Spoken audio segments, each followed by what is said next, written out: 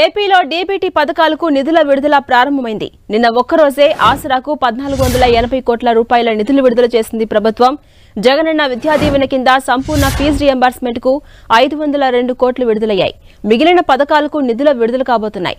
2-3 రోజుల్లో నిధులు విడుదలను పూర్తి చేయబోతోంది ప్రభుత్వం. టీడీపీ ఫిర్యాదులతో పోలింగ్ కు ముందు డీబీటీ నిధుల విడుదలకు బ్రేక్ పడింది.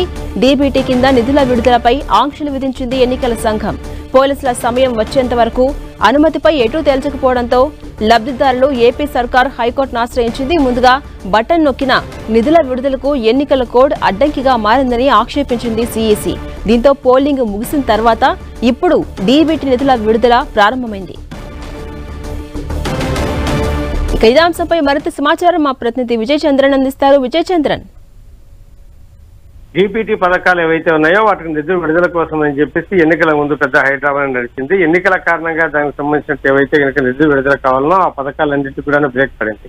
అయితే ఎన్నికలు అయిపోయిన తర్వాత ప్రభుత్వం వెంటనే దానికి సంబంధించినటువంటి నిధుల విడుదల ప్రారంభానికి శ్రీకారం చుట్టిందని చెప్పొచ్చు. నిన్న ఒక్కరోజు ఆసరాకు సంబంధించి చూస్తే కనుక 1480 కోట్ల రూపాయలు విడుదల చేసింది. జగనన్న విద్యా జీవన సంపూర్ణ ఫీజు రీయింబర్స్మెంట్ కింద 502 కోట్ల రూపాయలు విడుదల అయ్యాయి. మిగిలిన పథకాలు ఏవైతున్నాయో వాటికి కూడా వరుసగా విడుదల చేసేందుకు ప్రభుత్వం నిర్ణయం తీసుకుంది. ఆ ప్రక్రియ కూడా త్వరలోనే ప్రారంభం అవుతుందని చెప్పొచ్చు. 2-3 రోజుల్లో ఈ విడుదల పూర్తి చేయాలని చెప్పేసి ప్రభుత్వం భావిస్తా ఉంది.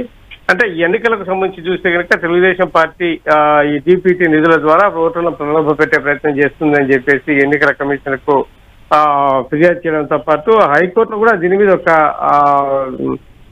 ఒక కేసు కూడా పెట్టడం జరిగింది. వీటన్నిటిని దృష్టిలో పెట్టుకొని ఇదంతా వివాదాస్పదం కాకుండా కొద్ది రోజుల టైమే ఉంది కాబట్టి ఈ సమయం కొంచెం వెయిట్ చేయాలా అని చెప్పేసి ఎన్నికల కమిషన్ నిర్ణయం తీసుకోవడం జరిగింది. పోలింగ్ సమయం వచ్చేంత వరకు అనుమతి ఇవ్వడం మీద ఎటు తేల్చుకోకుండా కొంత అయితే కనుక వాస్తవానికి కాలయాపన చేసిందని చెప్పొచ్చు. ఆ తర్వాత ఎన్నికల సంఘం తీరు మీద కోర్టుకు రాష్ట్ర ప్రభుత్వం పిటిషన్ వేసింది.